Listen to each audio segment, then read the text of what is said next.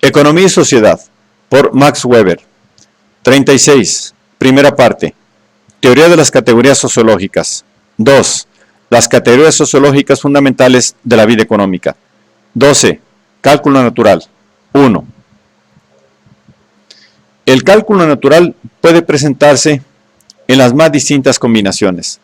Se habla de economía monetaria en el sentido de una economía con uso típico del dinero y por consiguiente orientada por las situaciones de mercado estimadas en dinero. Se habla de economía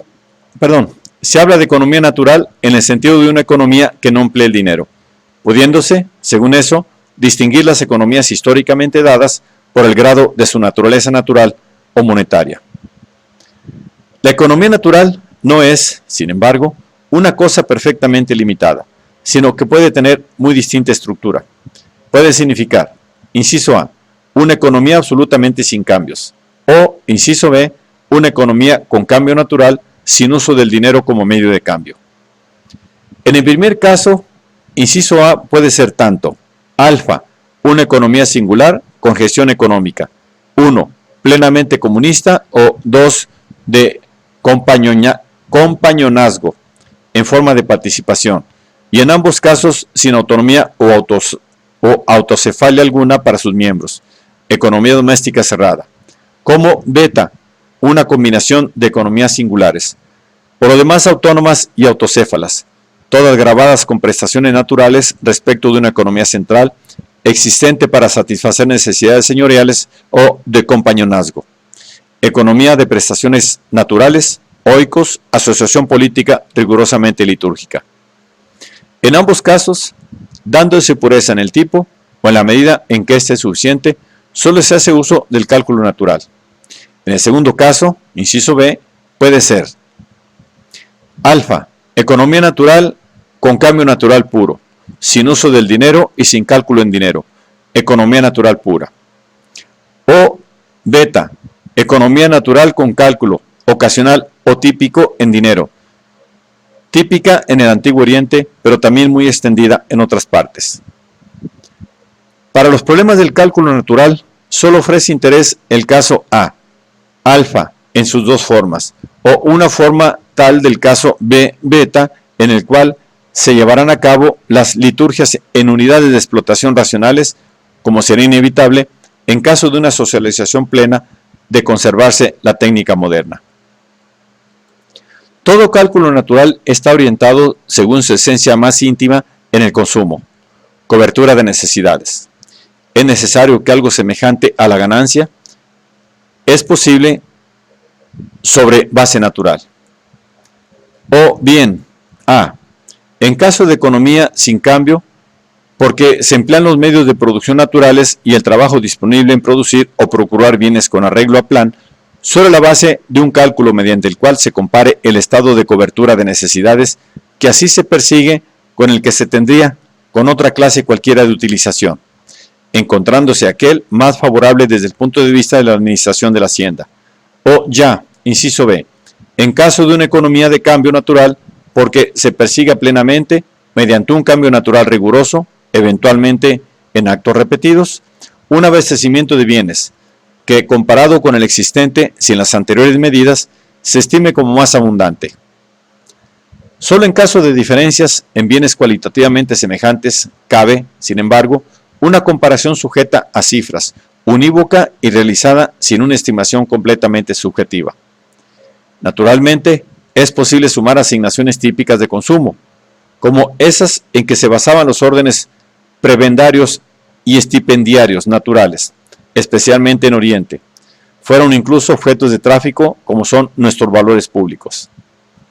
En caso de bienes típicamente muy semejantes, cereales del Valle del Nilo, era naturalmente su almacenamiento con comercio de giro, cosa técnicamente tan factible como lo es la emisión de billetes por los bancos con cobertura de plata en barras. Asimismo, y esto es más importante, puede averiguarse con arreglo a cifras el resultado técnico de un determinado proceso productivo, comparándolo así con procesos técnicos de otra clase.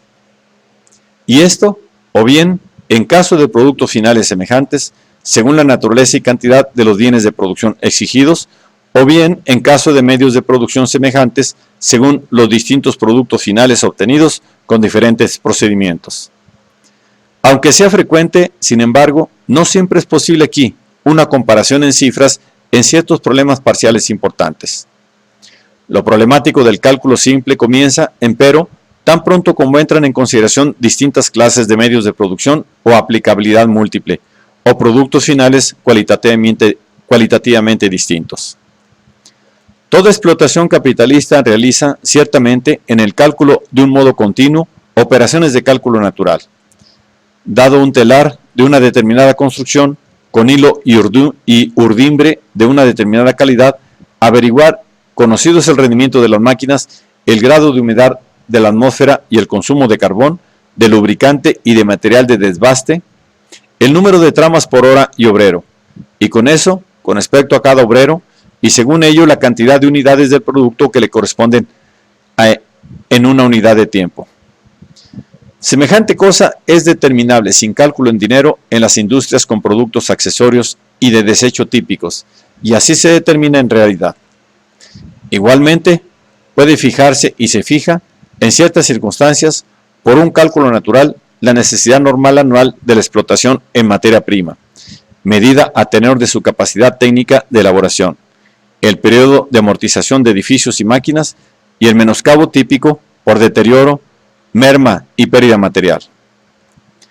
Mas la comparación de procesos productivos de distinta naturaleza y con medios de producción de distintas clases y múltiple aplicabilidad es cosa que resuelve para sus fines el cálculo de rentabilidad de la explotación sirviéndose de los costos en dinero. Mientras que para el cálculo natural se ofrecen aquí difíciles problemas que no pueden resolverse de un modo objetivo.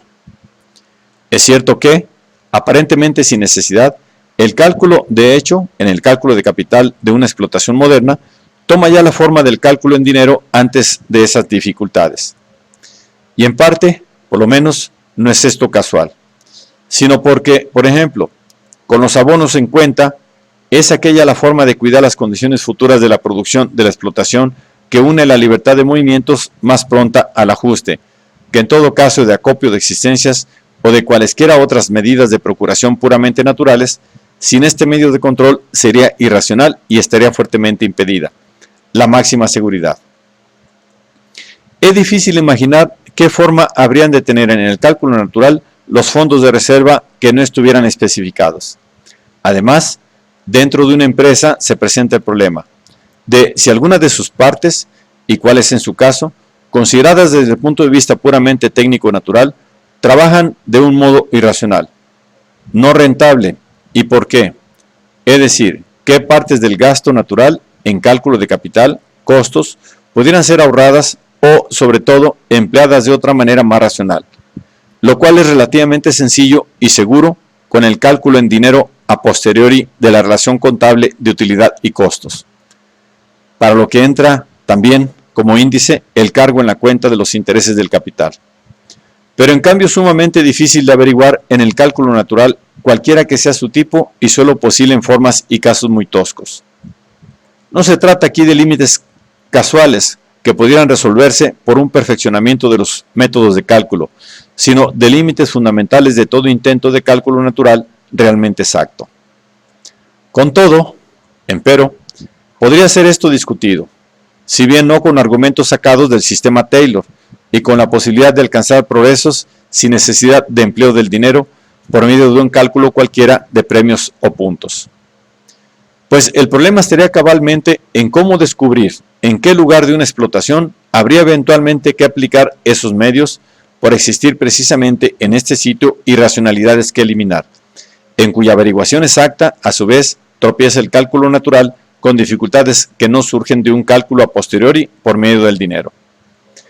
El cálculo natural como fundamento de una calculabilidad de las explotaciones, que en ese caso habría que considerar como explotaciones heterocéfalas y heterónomas de una dirección planificada de la producción de bienes, encuentra sus límites de racionalidad en el problema de la imputación, el cual no aparece ante ella en la forma sencilla de cálculo a posteriori de los libros de contabilidad, sino en aquella forma extraordinariamente más discutible que posee en la teoría de la utilidad marginal. El cálculo natural, para los fines de una gestión económica permanente y racional de los medios de producción, tendría que encontrar índices de valor para cada uno de los distintos objetos, los cuales tendrían que asumir la función de los precios de balance en la contabilidad moderna. De no hacerse así, ¿cómo podrían desarrollarse y controlarse los medios de producción de una manera diversa, por una parte, para cada explotación, según su localización, y por otra parte, de manera unitaria desde el punto de vista de la utilidad social, es decir, de la demanda de consumo actual o futura?